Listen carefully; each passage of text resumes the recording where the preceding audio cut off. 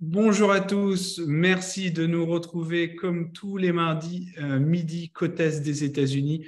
Je suis Romain Poirot, directeur commercial associé de French Morning Media Group. Pour ceux qui nous découvrent aujourd'hui, on est le média pour les francophones aux États-Unis depuis maintenant 16 ans. Alors, aujourd'hui, on a trois experts. On va essayer de tout comprendre sur l'assurance santé en 2023. Le premier, Eric Toby, ensuite donc fondateur d'Agora Expat. On a Clémence Jopin et Noémie Vermandel. Ils sont tous les trois avec Agora Expat. Je pense qu'on aura toutes les réponses à vos questions. Vous connaissez le principe, hein, on va faire une petite présentation au début pour vraiment donner un contexte, répondre à un peu toutes les questions qui reviennent le plus régulièrement. Et puis, vous pouvez même dès à présent commencer à poser vos questions dans le Q&A si votre Zoom est en français ou en Q&A si votre Zoom est en anglais. Et on y répondra après la présentation. Avant de donner la parole à Eric Toby, j'aimerais savoir d'où vous vous connectez, que vous soyez en France, aux États-Unis. Ça nous permet un petit peu d'adapter aussi la conversation aujourd'hui. Donc, si vous pouvez prendre 2 secondes, aller dans le chat et taper le nom de votre ville, ce serait super sympa. Ça nous donnera une idée un peu de où vous êtes. Donc, normalement, le chat est ouvert. Donc, allez-y, vous pouvez mettre votre... je pense que je l'ai ouvert. Attendez. Everyone. Voilà, je pense que je l'ai ouvert. Là, vous pouvez tous mettre d'où vous vous connectez.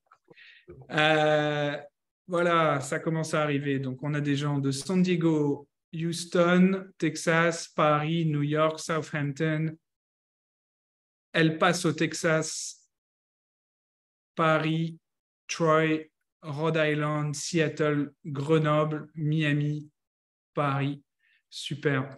Bon, merci beaucoup à tous. Et puis, pour les questions, ensuite, je recouperai le chat pour qu'on puisse centraliser tout dans le Q&A qui se trouve juste à côté du chat. Donc, n'hésitez pas à mettre vos questions ici. Eric, je vais te donner la parole tout de suite. Bonjour Eric, merci de prendre le temps aujourd'hui. Je te laisse nous présenter le programme. Bien sûr, merci Romain. Bonjour à toutes et à tous. Je vois que nous sommes très nombreux aujourd'hui avec des gens d'un peu partout, côte Est États-Unis, Ouest, France. En tout cas, bonjour et ravi une fois de plus de pouvoir faire cette présentation. Elle va se dérouler, comme le disait Romain, en 1 heure. On va laisser une large place à vos questions puisque l'idée, c'est qu'on puisse interagir avec vous. Alors, le sommaire de ce webinaire, il va se dérouler en 3 parties. Une présentation d'Agora Expat, qui nous sommes, ce que l'on fait, présentée par Noémie. Et ensuite, le corps du programme, ça sera surtout sur le fonctionnement de la santé aux États-Unis avec les spécificités du marché, les écueils à éviter, pardon. Et ensuite, ça sera la partie présentée par Clémence. Et ensuite, la partie du coût de la santé, quelques astuces dont on vous parlera également, puisque ce seront des points importants pour mieux vous guider dans la recherche de la santé, sachant que j'imagine dans l'audience, vous avez, on a souvent en fait des personnes qui peuvent être déjà installées, d'autres en passe de l'être, d'autres dans des situations où ils se posent des questions justement sur comment fonctionne le système. Alors, en bas à droite du PowerPoint, vous avez un QR code. Alors, ce QR code vous permet, en fait, si vous passez votre portable dessus, de prendre rendez-vous avec nous. Et même chose, je le dis pour ceux qui nous écoutent en différé, puisque la présentation est enregistrée, ce QR code va vous donner accès directement à notre website. Vous tomberez sur le calendrier. Vous pouvez prendre un rendez-vous ou nous contacter sinon par email si vous avez des questions auxquelles nous n'aurons pas pu répondre pendant la présentation. Voilà pour le programme. Sans plus attendre, je laisse la main à Noémie qui va nous présenter Agora Expat. Merci Eric. Bonjour à tous. Donc, Agora Expat, c'est un courtier indépendant qui est spécialisé dans la distribution d'assurances santé qui sont dédiées à une clientèle internationale et expatriée. Donc, toute l'équipe est présente aux États-Unis depuis plus de 20 ans. Donc, l'équipe est composée d'expatriés français aussi aux États-Unis. Et c'est le seul courtier français qui est physiquement présent aux États-Unis puisque nos bureaux sont situés à New York. Alors, ce qu'on fait concrètement, on a 2 missions. Donc, la première, c'est de vous fournir une assurance santé adaptée à un prix compétitif. Et donc, pour ce faire, on recherche les meilleures offres auprès des assureurs internationaux qui sont spécialisés dans l'assurance internationale et qui sont reconnus pour leur fiabilité. On fait le benchmark des garanties et on essaie d'optimiser le rapport qualité-prix des contrats en choisissant des contrats sur lesquels on peut adapter les franchises, modifier les options, les co-payments, etc. Et notre deuxième mission, c'est de vous accompagner tout au long de l'expatriation. Donc, une fois que le contrat est souscrit, on reste votre interlocuteur privilégié. Donc, si vous rencontrez des changements dans votre situation, si vous rencontrez des difficultés de remboursement, par exemple, ou si vos besoins évoluent, si vous avez besoin de plus de garanties, moins de garanties, s'il y a une naissance, si vous perdez votre emploi, etc., on reste votre interlocuteur pour faire toutes les modifications nécessaires sur votre contrat d'assurance. Ensuite, donc nos partenaires, donc nous comme on est courtier, forcément on travaille avec des compagnies d'assurance qui proposent des solutions et on les sélectionne du coup avec soin. On choisit des compagnies qui sont reconnues sur le marché pour leur fiabilité et qui sont experts de l'assurance internationale. Donc, pour les choisir, on a plusieurs critères. Le premier critère, c'est d'abord le niveau de garantie qui doit être adapté au pays de destination. Donc, notamment pour les États-Unis, le niveau de garantie doit être plutôt élevé. Le deuxième critère, c'est les tarifs. Donc, on essaie de choisir des contrats qui proposent des tarifs avantageux par rapport au marché local. Et le troisième critère, donc des offres modulables, c'est important de pouvoir moduler son contrat comme on le souhaite, en fait, de pouvoir ajouter des options ou des franchises en fonction de son budget ou de ses besoins. Et le dernier critère, c'est d'avoir un service client qui est réactif et multilingue, puisque c'est important de pouvoir s'exprimer déjà dans sa langue d'origine, mais si le conjoint est américain, par exemple, c'est important que le conjoint puisse aussi poser ses questions dans sa langue d'origine. Donc voilà pour nos critères. Ensuite, les avantages de passer par Agora Expat. Enfin, pourquoi est-ce que c'est un avantage de passer par Agora Expat? Parce que déjà, dans un premier temps, vous allez gagner énormément de temps parce que rechercher et comparer des offres d'assurance santé, c'est chronophage en fait, ça prend énormément de temps si on veut vraiment faire une bonne comparaison. Donc si vous confiez cette tâche à Agora Expat, vous allez vraiment gagner du temps. Ensuite, vous allez avoir la certitude d'avoir un contrat qui est adapté et à la destination et à vos besoins, puisqu'on fait un bilan en fait de vos besoins quand on entre en contact avec vous, et ça nous permet de vous diriger vers l'offre qui soit la plus adaptée à vos besoins justement. Le troisième avantage, c'est que vos interlocuteurs sont disponibles et francophones, donc toute l'équipe est francophone. Et on est disponible en fait, puisque en fait, comme on est une petite structure, vous avez nos numéros directs, vous avez nos emails directs, et vous n'avez pas besoin de passer par un standard avec une musique d'attente. Nous, on s'engage à vous répondre vraiment très rapidement. C'est vraiment facile de nous joindre et d'avoir une réponse rapide à toutes vos questions. Le quatrième avantage, c'est qu'on dispose de connaissances pointues sur le système de santé aux États-Unis, puisque, comme je disais, Agora Expat, c'est une compagnie qui est installée depuis plus de 20 ans maintenant aux États-Unis. Donc, l'équipe fait face aux mêmes problèmes en fait, que vous en tant qu'expatrié sur place. Donc, on est un peu plus expert qu'un courtier qui serait situé en France, par exemple. Le cinquième avantage, c'est qu'on vous propose un suivi et un service personnalisé. Donc, on prend vraiment le temps d'analyser chaque cas, en fait, et de vous suivre vraiment. Il y a vraiment une relation de proximité, en fait, avec nos clients, donc une relation de proximité qu'on a installée. Et le dernier avantage, c'est que vous n'avez aucun frais supplémentaire à passer par Agora Expat, puisque le tarif que vous allez régler à l'assureur est le même, en fait, que vous passiez directement par l'assureur ou par Agora Expat. Donc, en fait, ça serait dommage de vous priver de tous ces avantages pour au final, quelque chose qui est gratuit. Et je vais finir par les erreurs les plus courantes que font les expatriés quand ils partent aux États-Unis. Justement, c'est de choisir son contrat tout seul au lieu de faire appel à un expert de l'assurance internationale. Choisir son contrat tout seul, en fait, quand on n'a pas beaucoup de connaissances sur le fonctionnement du marché américain et sur l'assurance en général, ça peut conduire à choisir le mauvais contrat, en fait, à ne pas avoir les connaissances suffisantes pour bien comparer les contrats. La deuxième erreur, c'est de ne pas revoir son contrat régulièrement. Donc, une fois que le contrat est souscrit, il faut quand même le revoir au moins une fois par an parce qu'il y a des garanties parfois dont on n'a plus besoin et on ne se souvient plus qu'on les paye toujours.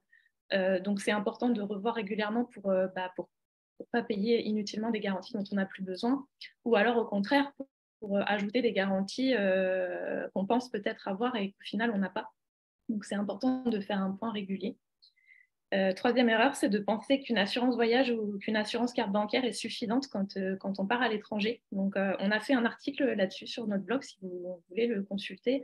Mais en général, les assurances voyage, ça couvre vraiment le minimum en cas d'incident, en cas de blessure. Et les assurances carte bancaire, souvent, elles vous dépannent, en fait, mais c'est à vous ensuite derrière de rembourser l'assureur. Donc, souvent, c'est qu'une avance de frais. Et souvent, les plafonds sont vraiment insuffisants, surtout pour les États-Unis. Donc, c'est vraiment une mauvaise idée de penser qu'on peut se couvrir correctement avec ce genre de garantie. Et la quatrième erreur très courante, c'est de ne pas se renseigner sur le fonctionnement du système de santé sur place, parce que c'est un système qui est complètement différent du système français. Et il y a beaucoup de choses qui fonctionnent différemment, en fait, et dont il faut avoir connaissance pour être sûr de s'assurer correctement et d'avoir une couverture suffisante. Mais sur cette part, je vais passer la parole à Clémence qui va vous en dire plus sur le fonctionnement du système de santé aux États-Unis. Et avant de lui passer la parole, je voulais juste vous rappeler que vous pouvez scanner le QR code en bas de la page si vous voulez prendre rendez-vous et même retrouver la rediffusion du webinaire par la suite. Merci Noémie. Bonjour à tous. Alors, on va un peu rentrer dans le fonctionnement de la santé aux États-Unis, donc dans le vif du sujet pour ce qui nous concerne aujourd'hui. On va essayer de vous expliquer sans être trop technique, mais quand même un petit peu, puisqu'on n'a pas trop le choix pour un petit peu mieux comprendre comment ça s'articule. Et si vous avez des questions, n'hésitez pas, on y répondra à la suite de la présentation.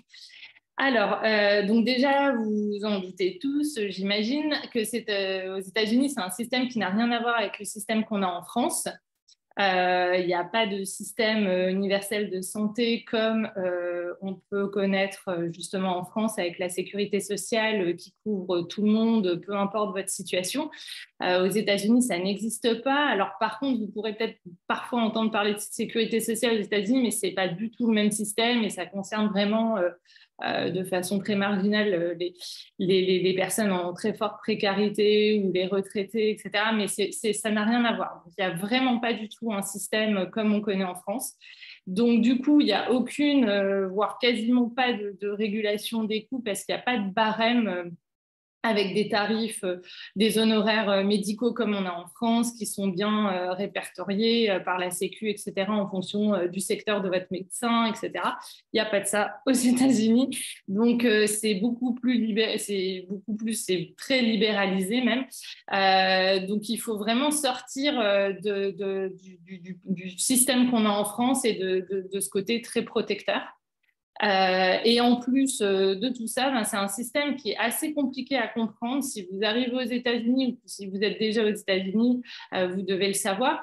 Vous êtes un peu démunis quand vous avez parfois un contrat d'assurance de santé locale en main. C'est mal présenté, c'est mal articulé.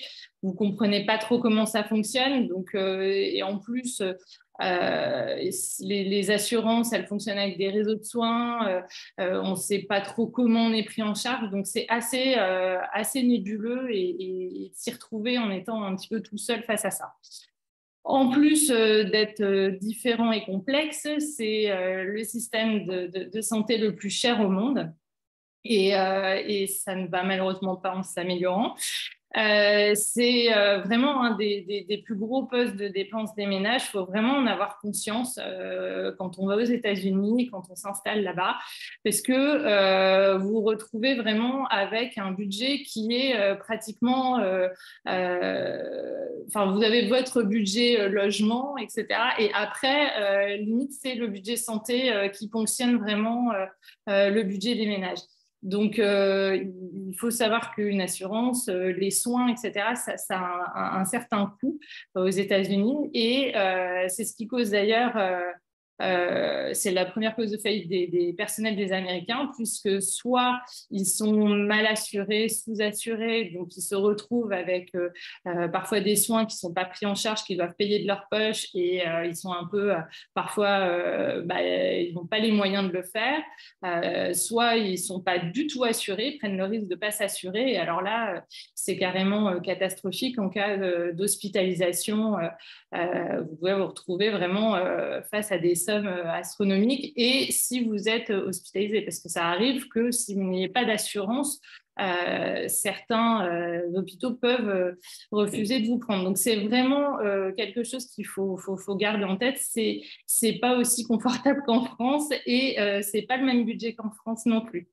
Les honoraires médicaux, en plus, varient très fortement, que ce soit d'un médecin à l'autre, d'une ville à l'autre, d'un État à l'autre. C'est pas, encore une fois, il n'y a pas de barème, c'est pas régulé, donc vous savez pas forcément à l'avance parce que c'est telle ville, vous allez payer tant. Non, donc faut parfois peut-être appeler le médecin avant, mais en tout cas, ça peut beaucoup varier d'un même médecin à un autre, soit un généraliste à un autre. Et les facturations sont souvent obscures dans le sens où, encore une fois, comme ce n'est pas du tout quelque chose qui est nomenclaturé comme en France, il suffit que vous alliez voir votre généraliste et puis il vous fait 2-3 petits check-up et hop, il va les facturer en plus et vous vous retrouvez avec une consultation qui va être un petit peu déplafonnée par rapport à ce que vous espériez. Donc, le système aux États-Unis, c'est vraiment complètement différent de la France, très libéralisé et plutôt coûteux. Alors, nous, quand on parle d'expatriés en assurance, juste pour être bien clair sur le terme et qu'il n'y ait pas de confusion, ça n'a rien à voir avec un terme juridique qui serait lié à votre contrat de travail, etc. Nous, ça n'a aucune importance. On parle d'expatriés au sens très large. C'est pour nous une personne qui vit dans un pays autre que son pays d'origine. Donc, peu importe votre statut professionnel sur place, nous, expatriés, c'est vraiment ce sens-là. Et l'expat peut avoir la double nationalité. Donc, à partir du moment où, même si vous avez votre nationalité américaine, mais que vous avez toujours un passeport étranger, pas seulement français, mais étranger, vous êtes éligible pour nos assurances. Et en revanche, vos bénéficiaires, donc les personnes qui sont rattachées à votre contrat, donc votre conjoint, vos enfants ou juste vos enfants, même sans conjoint, peuvent être 100% américains sans double nationalité. Donc, ce qui compte vraiment, c'est que le souscripteur ait une nationalité autre qu'américaine, et expatrié, c'est vraiment au sens large. Vous inquiétez pas par rapport à ce terme-là. Donc, du coup, comment être assuré aux États-Unis quand vous avez ce statut expat, finalement, vous êtes un étranger qui arrive ou qui est aux États-Unis? Alors, vous avez deux possibilités. Soit vous pouvez être assuré par votre employeur. Donc, à partir du moment où une entreprise aux États-Unis a plus de 50 salariés, elle a l'obligation de fournir une assurance pour ses collaborateurs.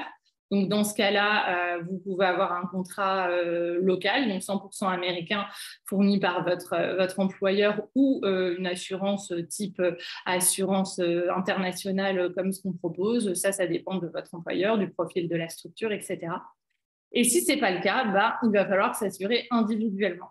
Et donc, individuellement, vous avez la possibilité d'être assuré par deux grandes familles de contrats, qu'on va voir un petit peu plus dans le détail plus tard.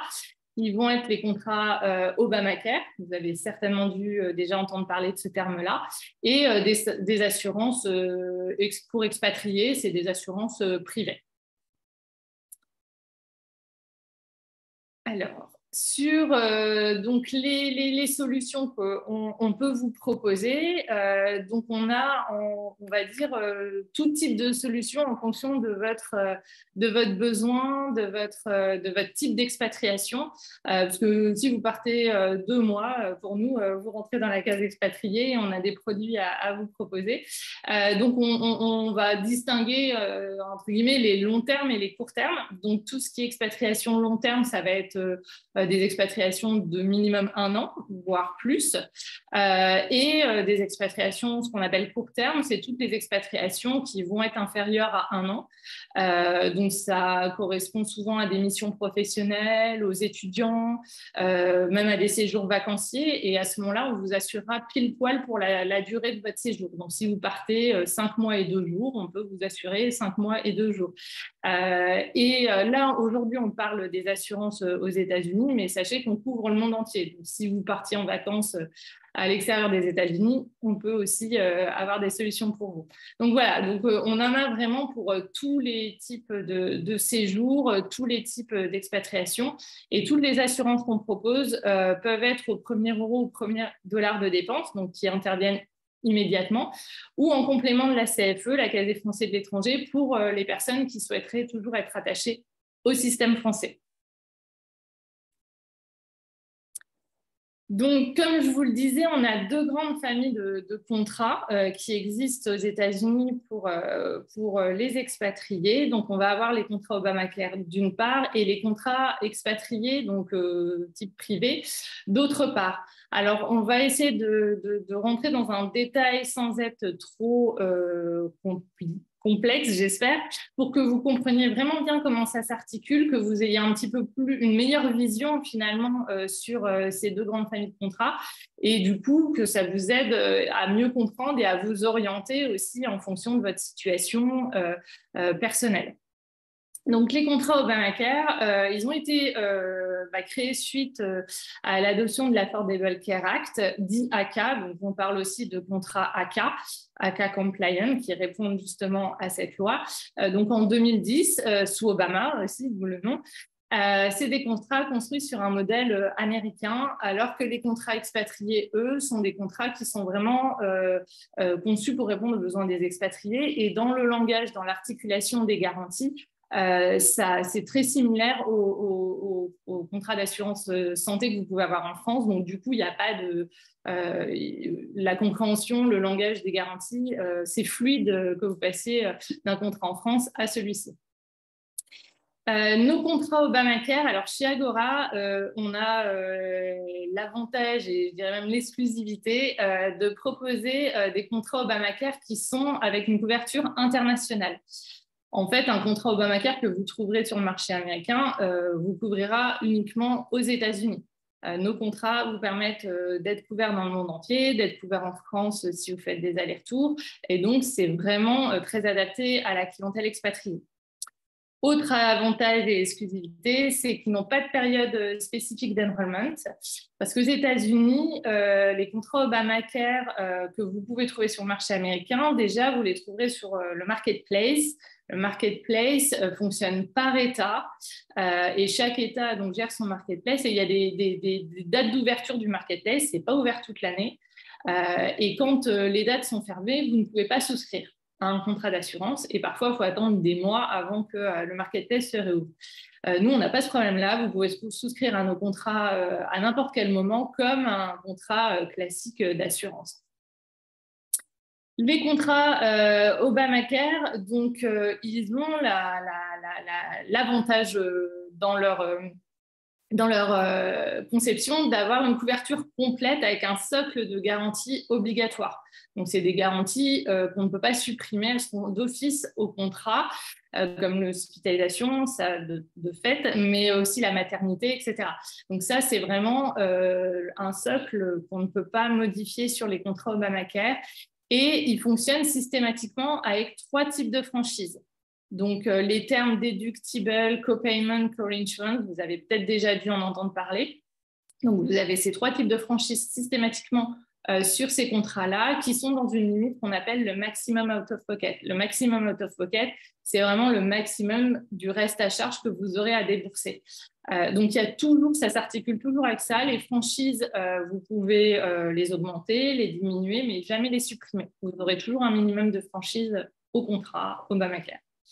Et ces contrats fonctionnent avec un tiers payant, donc pas d'avance de frais, hormis votre éventuel reste à charge. Sur les contrats expatriés, eux ont également la couverture internationale, donc vous êtes couvert dans le monde entier, donc vous voyagez, vous allez en France, peu importe, pas de souci, vous êtes couvert, donc ça c'est très confortable. Vous n'avez pas du tout le même fonctionnement que Obamacare, c'est-à-dire que vous avez une couverture qui est beaucoup plus modulable, donc qui est un petit peu plus personnalisée en fonction des garanties que vous souhaitez. Et puis, vous n'êtes pas obligé d'avoir de franchise. C'est 100% des frais réels et si vous le souhaitez, n'avoir aucun reste à charge, c'est tout à fait possible. On peut ajouter des franchises à ces contrats-là. L'avantage des franchises, c'est éventuellement de permettre de jouer sur le tarif et de le diminuer si le budget est plus limité. Mais voilà, c'est un petit peu plus modulable que les contrats Obamacare. On a également le tiers payant qui fonctionne aux États-Unis, donc pas d'avance de frais, consultation, médecin, pharmacie, etc. Ces contrats fonctionnent en complément de la CFE dont je parlais tout à l'heure. Donc, pour les personnes qui sont toujours sur le système français, pas de problème, on peut avoir les contrats en complément. Et les solutions de courte durée, donc tout ce qui va être court terme, donc les séjours de moins d'un an seront sur du contrat expatrié. Vous ne pouvez pas avoir du Obamacare pour 2 mois, par exemple. Les formalités médicales, alors ça, c'est souvent un souci quand on souscrit à une assurance personnelle avec les questionnaires médicaux, les antécédents médicaux. L'avantage des contrats Obamacare, c'est qu'il n'y a pas de sélection médicale, donc il n'y a pas de questionnaire médical à la souscription. Si vous avez des traitements en cours, l'assureur peut toutefois vérifier les médicaments que vous allez prendre pour voir si ça fait partie de leurs conditions générales. Mais sinon, en cas d'antécédents médicaux, de conditions préexistantes, c'est parfois plus intéressant d'aller sur un contrat Obamacare. Les contrats expatriés, eux, vont avoir une sélection médicale, donc vous avez un questionnaire qui va être exigé à la souscription, qui sera analysé par des médecins conseils. Et en fonction de votre profil, vous pouvez très bien avoir une surprime, une exclusion de garantie. Et dans le pire des cas, malheureusement, l'assureur peut ne pas vous prendre. Donc voilà, il y a vraiment aussi une différence notoire à ce niveau-là. La maternité, c'est un gros sujet aux États-Unis, puisque c'est un poste quand même qui est assez coûteux et souvent quand une grossesse est déjà entamée, c'est compliqué parfois de s'assurer. Donc c'est important d'anticiper, de savoir comment ça fonctionne. Les contrats Obamacare, comme ils ont ce socle de garantie obligatoire dont je parlais tout à l'heure, la maternité est incluse d'office, ce qui permet de ne pas avoir de période de carence ni de plafond de garantie. Donc ça, c'est aussi un gros plus des contrats Obamacare quand il y a besoin de cette garantie-là. Sur les contrats expatriés, on va dire que c'est un petit peu plus le talon d'Achille, c'est la garantie maternité, puisque c'est une garantie optionnelle. Donc, qui dit option dit augmentation du tarif quand on inclut cette option-là. En plus, il y a de la carence sur la plupart de nos contrats et c'est des garanties qui peuvent être plafonnées. Alors qu'Obamacare, c'est déplafonné. Donc, en fonction de la ville où vous habitez, New York, par exemple, qui est une ville extrêmement chère, ça peut être insuffisant sur les contrats expat, sans vous mentir. Au niveau des formalités administratives sur les contrats Obamacare, on va vous demander votre visa, ce qui n'est pas le cas pour les contrats expatriés. Donc, c'est un petit détail. Et sur l'âge de souscription, ça, c'est parfois intéressant de le savoir. Les contrats Obamacare, il faut avoir, c'est jusqu'à 65 ans que vous pouvez rentrer dans le contrat. Après, c'est vraiment l'âge de souscription. Le contrat est viagé, il court jusqu'à ce que vous décidiez un jour de résilier. Mais sinon, il n'y a pas de souci. Une fois que vous êtes dans le contrat, vous êtes dedans. Mais c'est 65 ans l'âge de souscription. Nos contrats expat, en revanche, on a des solutions sans limite d'âge, donc le problème se pose moins à ce niveau-là. Donc, j'espère que j'étais claire. Si vous avez des questions, n'hésitez pas, parce que je sais que là, je ne peux pas interagir avec vous, donc je ne sais pas trop si c'est clair ou pas. Mais voilà, l'articulation entre les deux grandes familles de contrats, ce qui existe sur le marché américain en termes assurantiels pour votre santé. Alors, vous devez peut-être vous demander, mais pourquoi il y a des contrats Obamacare? Pourquoi? C'est quoi l'utilité? Alors, les contrats, comme je le disais, ils ont été donc conçus avec la loi sous Obama, donc Patient Protection and Affordable Care, qui est entrée en vigueur en 2014 à l'époque. Et en fait, elle avait pour but d'obliger les résidents américains à se couvrir pour leur santé, pour vraiment limiter cette précarité médicale qu'il y a aux États-Unis. Donc, l'idée, ce n'était pas une sécurité sociale, loin de là, mais c'était vraiment de pouvoir mutualiser à grande échelle le risque, faire en sorte que les contrats d'assurance déjà couvrent les Américains, que tout le monde soit couvert et en mutualisant de façon massive, avoir un coût qui soit beaucoup plus abordable. Donc, l'idée était noble, mais en 2019, quand Trump était au pouvoir, il a un petit peu réformé tout ce système-là et il a dit non, tout le monde doit choisir son contrat, s'il a envie d'être assuré comme ci ou comme ça, chacun fait ce qu'il veut. Donc, en fait, ce n'est plus une obligation de prendre un contrat Obamacare et du coup, il n'y a plus de pénalité financière alors qu'avant, il y avait une pénalité si vous ne répondiez pas à la loi. En revanche, la loi, elle a été abrogée au niveau fédéral, mais chaque État, en fait, reste compétent pour appliquer cette loi ou non. Et en fait, il y a 6 États qui ont maintenu l'obligation d'avoir un contrat Obamacare. Donc, si vous résidez ou si vous projetez de résider en Californie, District de Columbia, Massachusetts, New Jersey, Rhode Island et Vermont, ces États appliquent encore l'obligation de prendre un contrat Obamacare. Et c'est du déclaratif lors de votre impôt sur le revenu. Donc, en fait, si vous n'êtes pas contrôlé, rien ne se passe, mais vous risquez en cas de contrôle d'une pénalité fiscale. En sachant que nos contrats sont vraiment tournés pour répondre aux besoins des expats avec la couverture internationale, etc.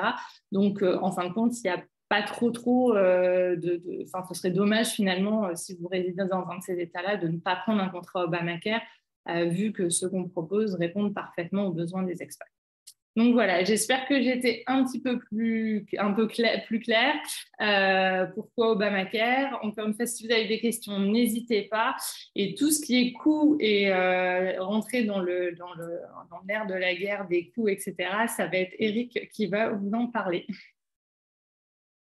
Merci Clémence. Je vois, Romain, t'hésite pas, je vois qu'il y a des questions. J'ai essayé de répondre à certaines d'entre elles. On va aborder la partie coût puisque c'est une partie qui est intéressante. Je vais prendre des exemples concrets et ça, vous allez faire un petit peu le rapport avec ce que vous disait Clémence tout à l'heure, puisque du coup, bien entendu, il y a le coût à la fois des contrats, c'est-à-dire ce que ça coûte pour s'assurer, et il y a aussi le coût des dépenses médicales. Je vous ai pris quelques exemples. On va aller assez vite sur le coût parce que je vois qu'on est à peu près dans les temps. Il va nous rester, l'idée c'est qu'on ait 15-20 minutes pour répondre à l'ensemble de vos questions, sachant qu'il y a des particularités de la santé qu'on n'aborde pas dans la présentation qu'on verra à la fin avec vous. Pour revenir sur le coût, sous les yeux, vous avez un tableau en fait qui vous indique au cours des 20 dernières années, des 20 dernières années, l'évolution du coût de la santé. Bon, vous voyez qu'elle est croissante et si j'allonge le tableau jusqu'à maintenant, c'est-à-dire je rajoute 4 ans supplémentaires, on a encore des coûts qui ont augmenté et même plus rapidement que les années passées. En gros, vous avez un tarif qui a été multiplié par 4 en 20 ans. Aujourd'hui, pour un célibataire, on a des niveaux de couverture qui sont de l'ordre de 7 à 8 000 $ par an. Et pour une famille, on est proche de quasiment 2 000 $ par mois, voire plus en fonction de votre âge. Si vous allez, par curiosité, sur le marketplace, par exemple, de l'État, puisque Clémence en parlait, vous pouvez, je vous donne l'exemple du marketplace de New York, alors qui n'est pas le moins cher, bien entendu, mais vous pouvez, à titre d'information, consulter le marketplace. Vous avez un tarif, vous allez indiquer votre code postal, votre zip code, indiquer si vous êtes un célibataire, un couple, une famille, et vous allez avoir les différentes catégories de plans et leurs coûts. Et vous verrez que les coûts peuvent être très, très élevés selon la qualité du plan ou les formules de plan que vous prenez. Pour continuer sur le coût, alors le slide suivant, on vous a mis, par exemple, alors ça, ce sont des coûts d'assurance, là, pour le coup.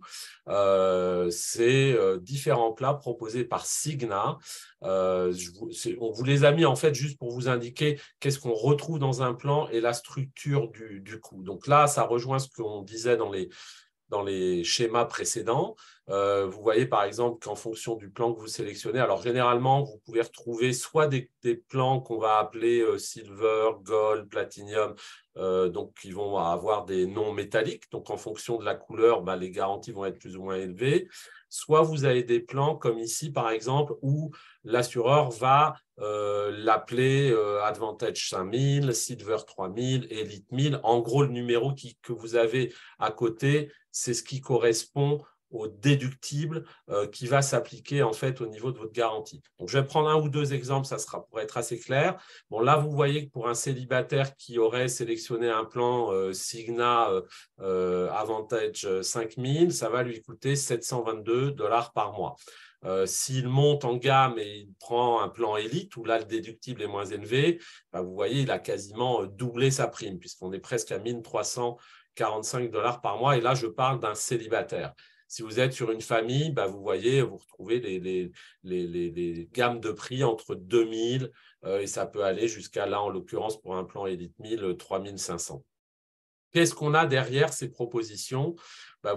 Si vous prenez la colonne Advantage 5000, la colonne de gauche sur le tableau, vous verrez, vous allez retrouver des éléments communs à tous les contrats. Ça, c'est ce qu'expliquait Clémence tout à l'heure. Vous allez retrouver la notion de déductible, co-insurance, out of pocket. Donc là, vous voyez, vous avez par exemple 5 000 $ de déductible qui va augmenter si vous utilisez par exemple des prestataires qui ne se retrouvent pas dans le réseau de l'assureur. C'est ce que disait Clémence tout à l'heure. Co-insurance, c'est le niveau de remboursement de l'assurance. Là, vous voyez que sur un plan, le plan 5000, l'assureur vous prend en charge 70% de vos dépenses.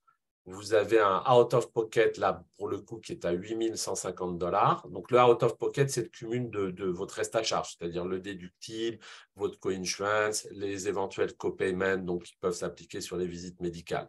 Donc, exemple, vous êtes sur le plan 5000, vous avez une hospitalisation qui coûte 50 000 $, admettons, et bien là, l'assureur va vous demander de participer à hauteur de 5 000 $, ce qui est votre déductible, Et sur les 45 000 restants, en fait, l'assureur va prendre en charge 70% des 45 000. Donc, vous allez avoir 5 000 $ de déductible à charge et 30% des 45 000, ce qui doit faire 13 000 ou 14 000 $ de tête. Donc, vous êtes au-delà de votre maximum out of pocket. Donc, sur votre opération de 50 000, en fait, vous atteignez déjà votre out of pocket. Donc, c'est le maximum à charge finalement. Donc, vous savez que l'opération vous coûtera 8 150 au maximum. Donc, c'est à prendre en considération parce que dans vos choix de contrat, si vous êtes sur ce type de contrat, eh bien, si vous prenez le scénario du pire, le worst case scénario, comme on pourrait l'appeler, eh bien, il faudrait cumuler en fait le montant que vous allez payer de votre prime d'assurance au montant de votre out of pocket, puisque ça va être votre reste à charge maximum. Une fois atteint, la prise en charge de l'assurance va être illimitée à 100%. Donc, c'est une mesure de quelque part de sécurité. L'exemple qu'on vous donne là sous les yeux, ce n'est pas un exemple de plan qu'on commercialise. Hein, donc, c'est juste pour information. Généralement, on a des niveaux de garantie d'ailleurs qui sont moins élevés. Plus élevés, des niveaux de prix, des garanties plus élevées, des niveaux de prix moins élevés. Sur le slide suivant, vous allez retrouver de la même façon un autre exemple. Donc là, c'est avec un autre assureur, Blue Cross Blue Shield. Certains d'entre vous doivent connaître cet assureur. C'est Empire, Blue Cross Blue Shield, Oxford. Tout ça, c'est le même gros groupe d'assureurs.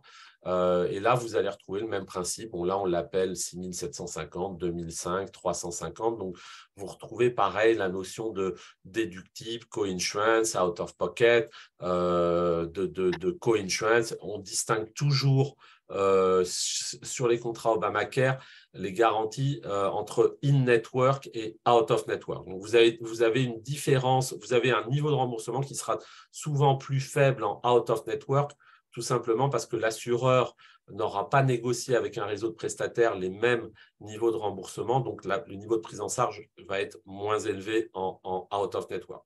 C'est un des éléments qu'il faut absolument regarder quand vous allez, ça vous est peut-être déjà arrivé, hein, la première chose que le médecin va vous demander quand vous allez le consulter, c'est quelle assurance vous avez. Il va vous dire, bah oui, je prends, non, je ne prends pas. Et s'il vous dit non, je ne prends pas ou je ne suis pas affilié à cette assurance, vous êtes dans du out of network. Dans le meilleur des cas, si on est sur ce qu'on appelle des PPO plans, sans être trop technique, vous avez des garanties out of network, mais moins élevées qu'en in-network. Et si vous êtes sur des plans, et malheureusement, c'est la majorité des plans que vous allez trouver sur le marketplace, ce ne seront pas systématiquement des plans PPO, mais des plans HMO qui vous contraignent de rester dans le réseau. Et là, du coup, vous n'avez même pas de possibilité, vous n'avez pas de out-of-network bénéfice, puisque vous n'avez pas la possibilité, vous pouvez aller voir des médecins hors réseau, mais vous n'aurez pas de remboursement. L'assureur ne va pas intervenir dans le remboursement de votre assurance. Voilà pour ces quelques exemples. Un résumé du coût dont on parlait à l'instant entre un célibataire. Bon, là, c'est un exemple qu'on a pris sur le marché, le marketplace de Floride. Donc, vous voyez, en Floride, en moyenne, pour un célibataire, vous êtes autour de 600 $ et ça va jusqu'à 2000 $ pour une famille par mois. Basé sur un plan Silver, hein, sur les exemples qu'on vous a pris tout à l'heure. Quelques exemples de coûts qu'on a pris sur des consommations courantes, en fait. Consultation d'un spécialiste en Californie, 320 $, c'est une moyenne. Hein. En général, ça peut aller même parfois jusqu'à 500 $, hein, pour des spécialistes, par exemple, des cardiologues ou autres.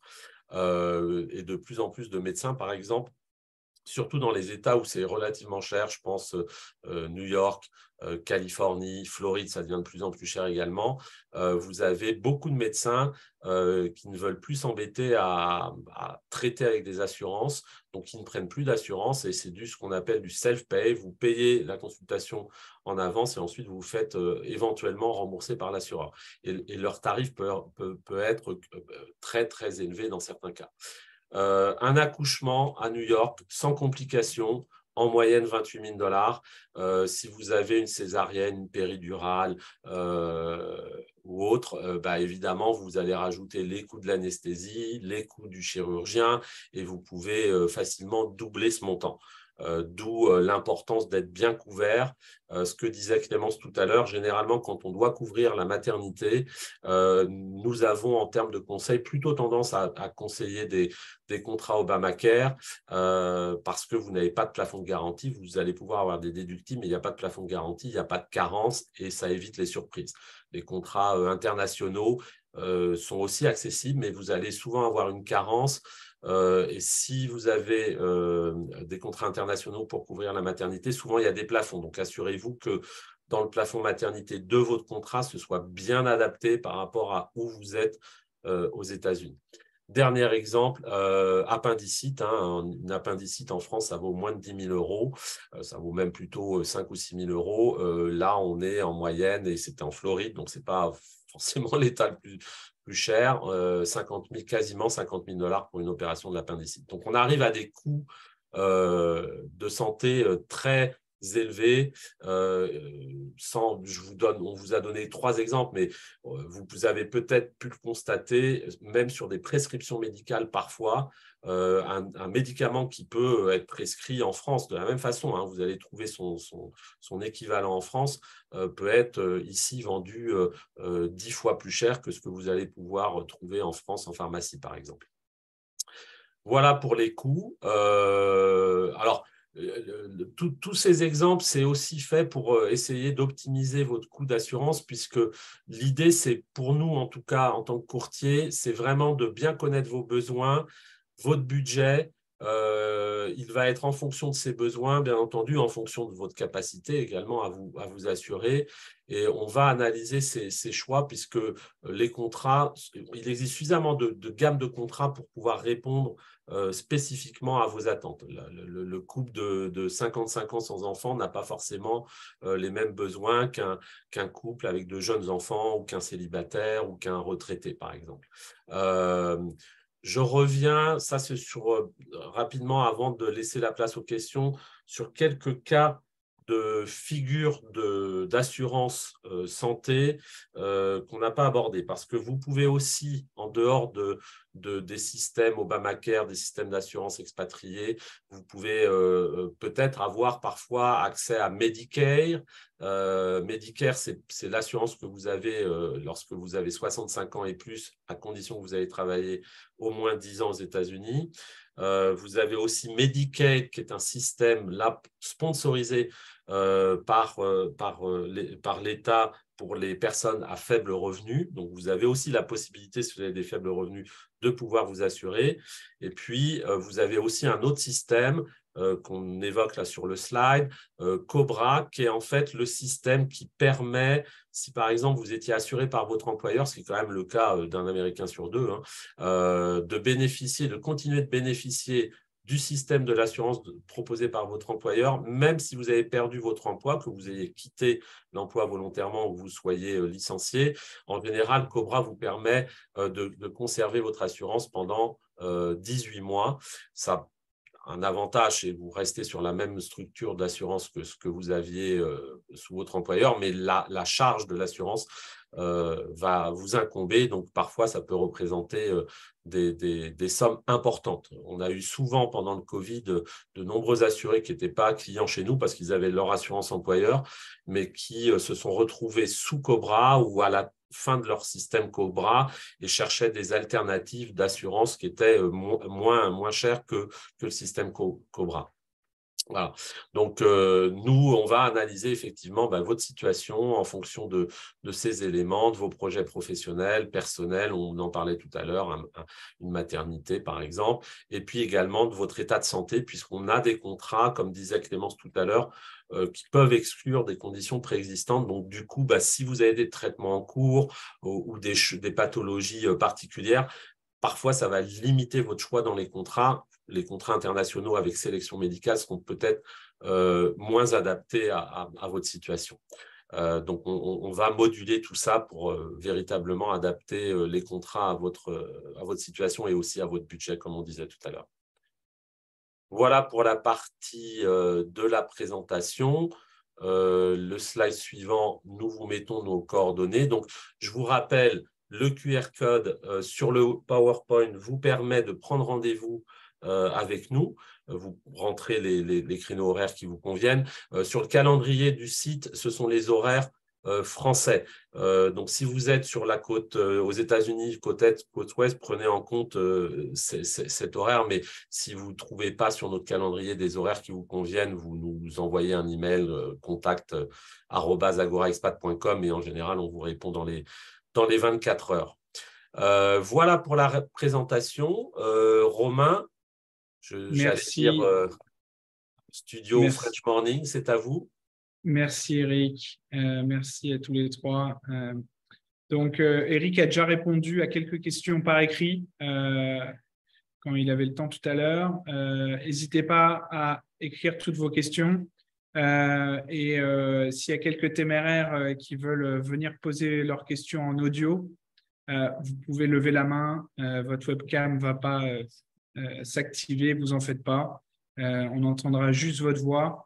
Je vous demande juste, si vous posez une question, peut-être de ne pas rentrer dans des détails personnels et de poser une question un peu plus générale. Alors, on va aller dans l'ordre des questions. Pour ceux aussi qui sont sur les réseaux sociaux, je vois vos questions. Donc, LinkedIn, Facebook, YouTube, n'hésitez pas à poser des questions.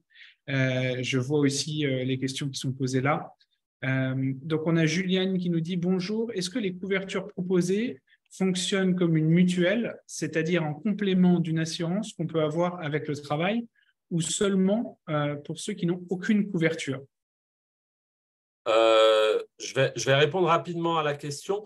En fait, si vous avez déjà une couverture par votre travail, les couvertures que nous, on propose, elles feraient double usage en quelque sorte.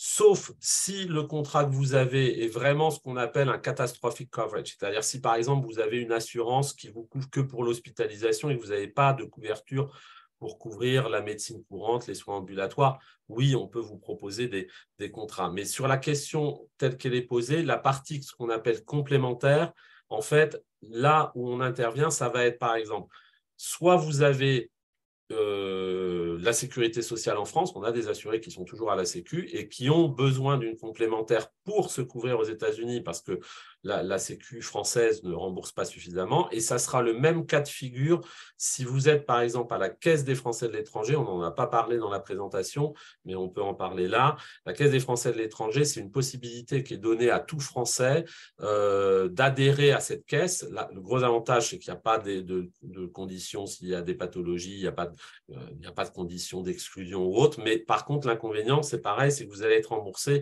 dans des pourcentages. Alors certes, changer, c'est en fonction du pays où vous êtes, mais la base de référence, c'est la Sécu française. Donc là, vous avez besoin d'une complémentaire qu'on peut vous proposer.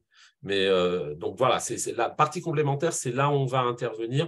Mais sinon, si vous avez déjà l'assurance qui est payée par votre employeur en totalité ou en partie, parfois l'employeur ne finance qu'une partie, nous, la plupart du temps, on va vous conseiller de rester avec l'assurance de votre employeur, sauf si vous n'en êtes pas content et que le coût est prohibitif. Et on va intervenir. Alors, on intervient parfois pour des clients qui nous disent j'ai l'assurance de mon employeur, mais par contre, je voyage pas mal, je ne suis pas où je rentre en France, ou je voyage dans tel ou tel pays, je ne suis pas couvert pour ça. Et là, on a des contrats spécifiques qu'on va mettre en place probablement temporairement, en fait. Mais on ne fera pas de double usage, sinon ça va vous coûter trop cher, en fait.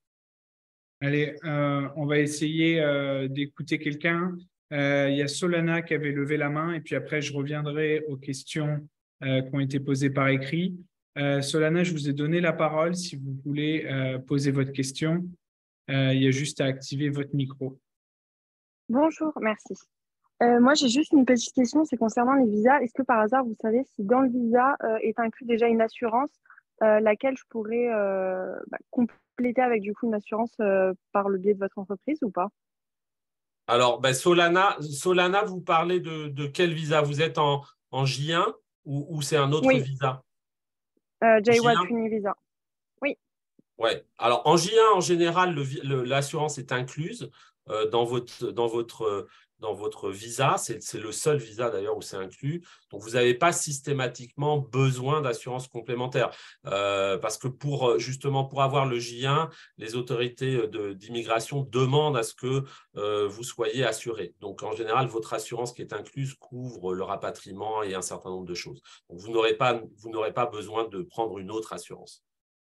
Merci. Est-ce que je peux ajouter quelque chose Oui, pardon, Noémie. vous avez eu le J1, donc vous savez ce qu'il en est. C'est pour ça, en fait. J'ai eu un visa J1 et en fait, il y a différents niveaux d'assurance, donc tout dépend de ce que l'employeur choisit. Il y a enfin, parfois, la couverture minimum, en fait, c'est tout ce qui est hospitalisation et accident ou urgence, en fait. Donc, il faut vérifier en fait que le plan qui est choisi couvre ce dont vous avez besoin, puisque si vous n'avez que l'hospitalisation, mais que vous avez besoin d'aller faire une consultation chez un spécialiste ou un généraliste, ce ne sera pas forcément couvert. Donc, dans ce cas-là, ça peut être complété du coup par une assurance, par une autre assurance. Parfait. Merci pour la précision. On a une question. Si on est français avec une double nationalité US-France, résident aux US, pouvons-nous bénéficier de l'Obamacare, Medicare? Quelles sont les conditions d'obtention de Medicare? OK. Medicare. Alors, Medicare, en fait, c'est ce que je disais tout à l'heure. C'est accessible à toute personne qui est éligible à percevoir sa retraite, c'est-à-dire le jour, enfin le premier du mois de naissance où la personne aura 65 ans, à condition d'avoir travaillé 10 ans aux États-Unis. Donc, vous n'êtes pas éligible à Medicare si, vous n'êtes pas en retraite, déjà d'une part, et même si vous avez l'âge légal donc de 65 ans, vous ne serez pas éligible à Medicare si vous n'avez pas cotisé 10 ans aux États-Unis.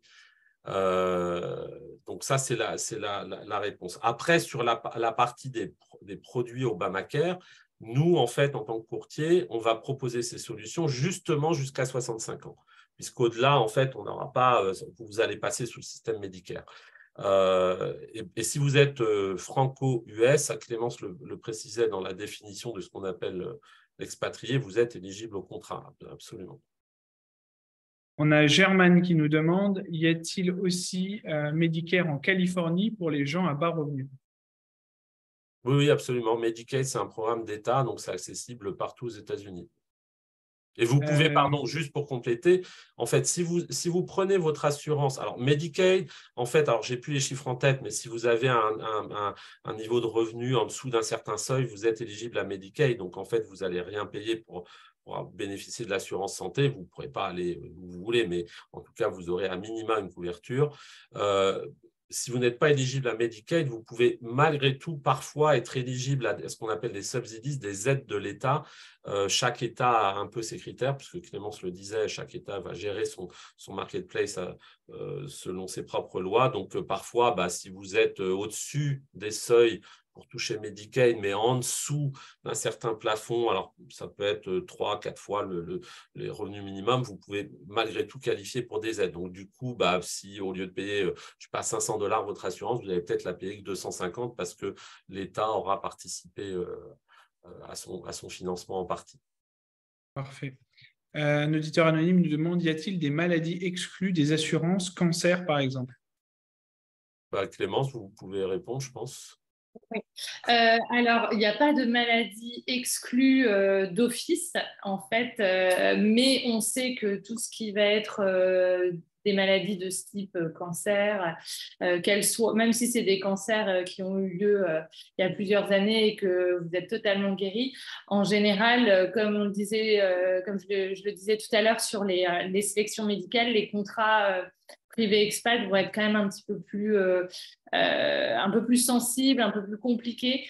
Donc, dans ces cas-là, il vaut mieux aller sur de l'Obamacare. Et comme il n'y a pas de sélection médicale, vous serez couvert beaucoup plus facilement que sur le contrat expatrié. Donc, il n'y a pas de maladie a priori exclue, mais on sait a priori que des grosses pathologies, même si elles sont passées, révolues, elles peuvent être parfois compliquées pour les assureurs qui exigent un questionnaire médical.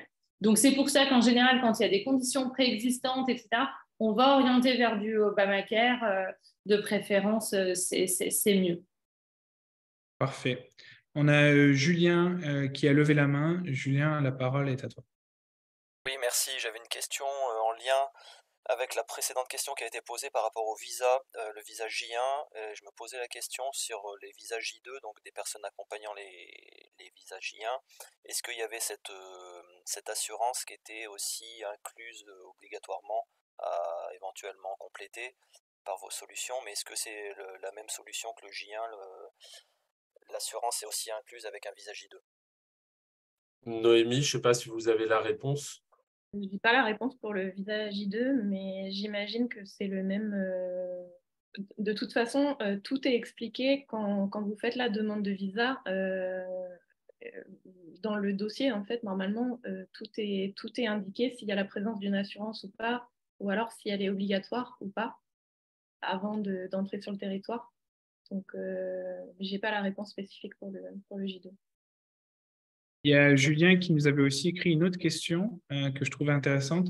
En tant que futur expat, est-il intéressant d'être affilié à la CFE ou non? Oui, très, très bonne question. Je ne sais pas si c'est le même Julien, mais bon, peu importe. En fait, la CFE, le seul intérêt, pardon, je ne veux pas limiter l'intérêt de la CFE. La CFE, en fait, vous permet, comme on disait tout à l'heure, d'avoir accès à la protection sociale française. Et dans les contrats qui existent d'expatriés, vous avez souvent deux possibilités. Soit vous prenez un contrat CFE plus partie complémentaire, surtout pour les États-Unis, soit vous avez un contrat qu'on appelle au premier euro ou dollar de dépenses. Les garanties du contrat en soi sont les mêmes. Il n'y a pas de différence.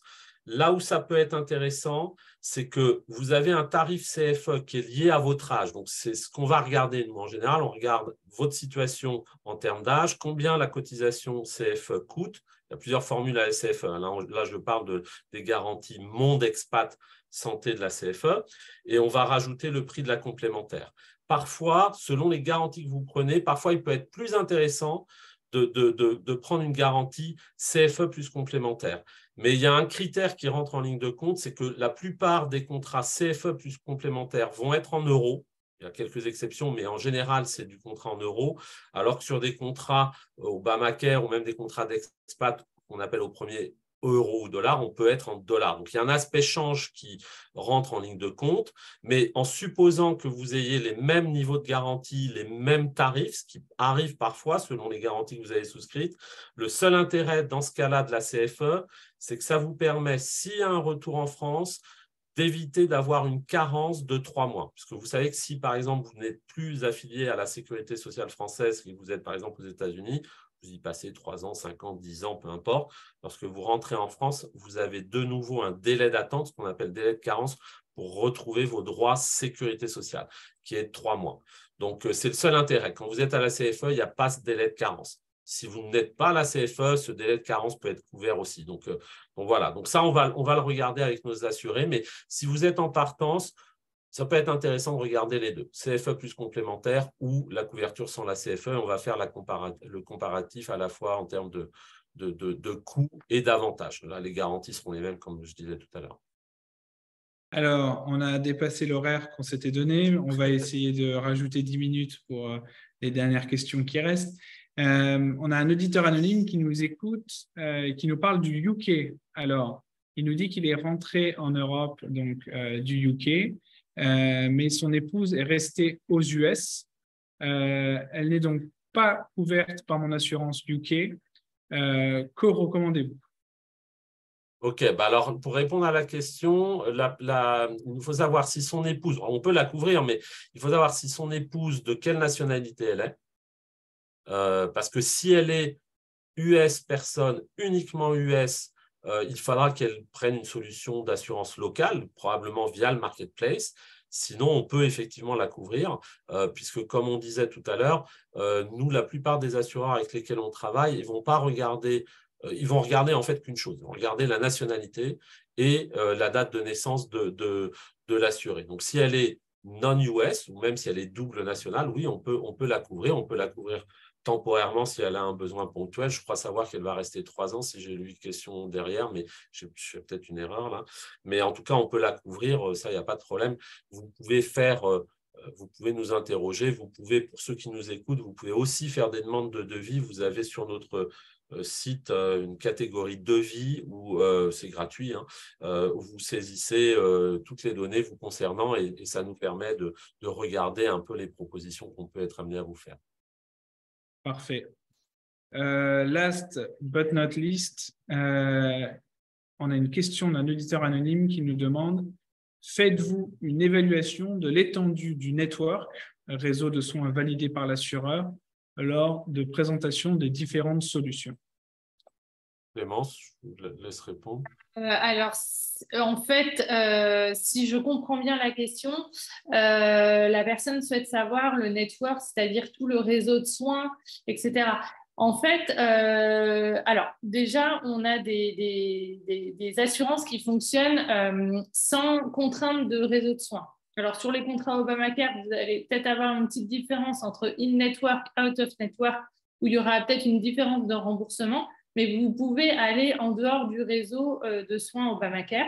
On a des liens qui recueillent les médecins qui sont dans le réseau de soins de l'assurance ou non. Donc ça, a priori, vous pouvez regarder avec la géolocalisation, etc., les médecins qui seraient dans votre périmètre et s'ils font partie du network ou pas en ce qui concerne en tout cas les contrats Obamacare. Sur les contrats expatriés, il n'y a pas de network. Donc, en fait, vous êtes couvert de la même façon, peu importe le médecin où vous allez. La seule petite différence, et c'est pareil, où vous pouvez utiliser un lien, donc là, c'est pour le tiers payant. En fait, le tiers payant aux États-Unis, c'est comme un peu en France, vous présentez une carte à votre médecin et c'est l'assureur qui paye directement la consultation au médecin. Donc, certains médecins peuvent être en dehors du système de tiers payant. Alors, ça ne veut pas dire que vous n'êtes pas remboursé. Au contraire, vous serez remboursé, mais vous devrez payer le médecin et ensuite l'assurance vous rembourse. Donc, dans ces cas-là, ce n'est pas vraiment du out of network, c'est plus là concernant le tiers payant. Mais c'est pareil, a priori, on a le référencement des médecins qui sont dans le tiers payant ou non. Donc ça, il y a la liste des médecins, il n'y a aucun souci, il ne faut pas s'inquiéter, vous n'y allez pas à l'aveugle et on sait quel médecin travaille avec les assurances et où vous pouvez y aller les mains dans les poches en quelque sorte. Donc oui, ça, il n'y a pas de problème. Juste pardon, pour rebondir sur les networks, en fait, on va souvent conseiller, pour répondre à la question, effectivement, de privilégier des networks larges, ce qui vous évite les contraintes d'aller chercher votre médecin ou de faire 50 km pour trouver un médecin d'un réseau restreint. Donc, nous, on va travailler avec les plus gros réseaux. On va travailler avec Aetna, on va travailler avec United Healthcare, on va travailler avec Cigna, par exemple. Donc, tous ces réseaux, ce sont ceux avec lesquels on travaille. Donc, en général, vous n'aurez pas de souci, en tout cas, de choix de médecin. Parfait. Je viens de voir que j'avais une question de Germaine qui est arrivée dans le chat, que j'avais zappé. Je vais la poser et puis après, on va clôturer. Germaine nous demande quel est le coût par mois du contrat quand on va l'utiliser uniquement comme complémentaire de la CFE, en sachant que j'ai déjà une assurance aux États-Unis. S'il a déjà une assurance aux États-Unis, et qu'il a aussi la CFE, on a certains assurés qui font ça. La CFE, ils le font souvent parce qu'en fait, en gros, leur assurance US, comme on le disait dans la présentation, va les couvrir aux États-Unis et ils ont la CFE parce que quand ils sont, par exemple, en France, au moins, ils ont un remboursement. La partie du coût complémentaire CFE, elle dépend d'abord de votre âge, bien entendu, et puis du type de produit de complémentaire que vous allez faire. Mais si la personne a déjà une assurance aux États-Unis, elle n'aura pas forcément intérêt à prendre une complémentaire CFE, sauf si elle se dit, tiens, moi j'ai la CFE pour couvrir mes besoins en dehors des États-Unis et j'ai besoin d'une complémentaire qui va me couvrir pour la France, par exemple. L'autre jour, j'avais un client, lui, ce n'était pas la France, il a la CFE, mais il voyage souvent en Europe et il passe du temps, 6 mois de l'année en Europe. Donc, on regarde le pays dans lequel il passe le plus de temps et on va tarifer la complémentaire CFE en fonction de la zone où il va passer son temps. Mais si c'est pour les US et que la personne en question, encore une fois, a déjà son assurance US, l'idée, ce n'est pas d'avoir double assurance finalement. On a une dernière question qui est arrivée d'Olivier qui nous demande ma femme a une condition préexistante, Crohn, est-ce que la CFE permet de pallier à cette condition? Alors, CFE, encore une fois, il n'y aura pas d'exclusion. Ça va couvrir les maladies préexistantes. Le principal problème que vous allez avoir pour les États-Unis, c'est de couvrir justement la partie complémentaire. Et là, il n'y a malheureusement pas beaucoup de solutions parce que là, vous serez probablement, l'assuré sera probablement obligé de prendre une assurance Obamacare du marketplace qui va couvrir la maladie de Crohn, qu'il est CFE ou pas d'ailleurs. Mais la plupart des assureurs complémentaires CFE vont avoir un questionnaire de santé, Clémence l'expliquait, et on a des risques d'exclusion sur ce type de pathologie. Parfait. On a fait le tour. Merci à tous les trois encore d'avoir pris le temps aujourd'hui. Merci de nous avoir suivis jusqu'à la fin. Vous savez, les webinaires French Morning, c'est tous les mardis. On essaie de faire un petit peu tous les sujets de la vie d'expatrié. Donc, restez attentifs aux invitations. Et puis, j'ai plus qu'à vous souhaiter une bonne après-midi ou une bonne soirée, où que vous soyez dans le monde. À bientôt. Merci Romain, merci à toutes et à tous. Au plaisir. Au revoir. Au revoir.